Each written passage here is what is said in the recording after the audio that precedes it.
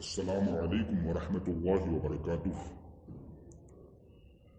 عید الفطر کی مبارک و مسعود دن میں مسلمانان عید کی نماز کی ادائیگی سے پہلے صدقہ فطر ادا کرتے ہیں، کھجور وغیرہ کھاتے ہیں،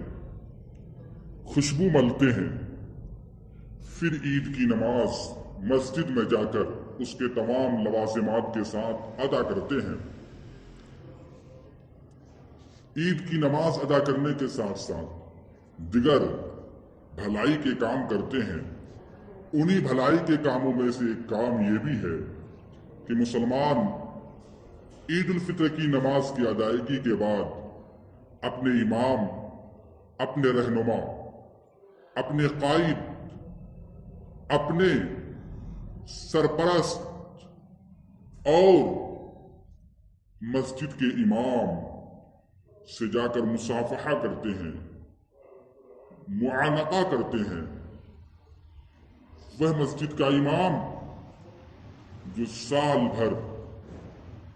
مقتدی کے گھر جا کر کبھی فاتحہ دیتا ہے، وہ مسجد کے امام جو سال بھر شوال سے لے کر شوال تک مقتدی کے گھر جا کر کبھی کسی کو کوئی عذر لاحق ہو جائے،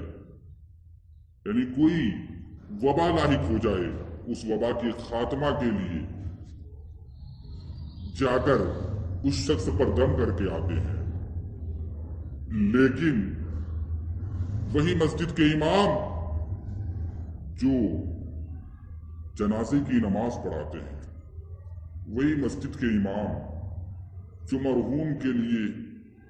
ایصال ثواب بھی کرتے ہیں، وہی مسجد کے امام جو سال بھر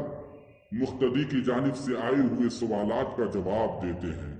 افسوس، صد افسوس کہ وہ مسجد کے امام جو سال بھر ان تمام کاموں کو کرتے ہیں، اس پر وہ کوئی اجرت نہیں لیتے، وہ کوئی اجرت نہیں مانگتے۔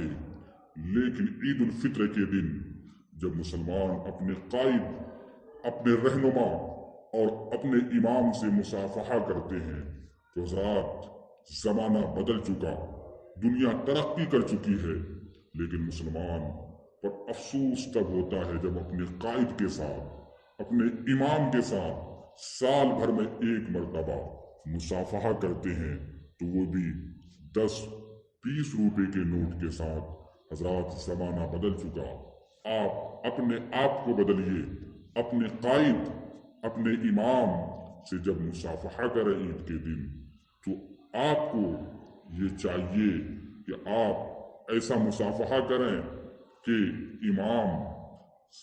آپ سے خوش ہو جائے، اور ساتھ ہی ساتھ یہ بھی پتہ چلے کہ آپ اپنے امام سے راضی ہیں۔ حضرات مجھے امید ہے کہ آپ اپنی غیرت کو زندہ رکھنے کے لیے اس بار جب اس ویڈیو کو، اس آڈیو کو سننے کے بعد، اس بیان کو سننے کے بعد جب اپنے امام سے مصافحہ کریں گے تو انشاءاللہ آپ گزشتہ سالوں کے بنسبت بہترین اور اچھے اسلوب، اچھے طریقے کے ساتھ مصافحہ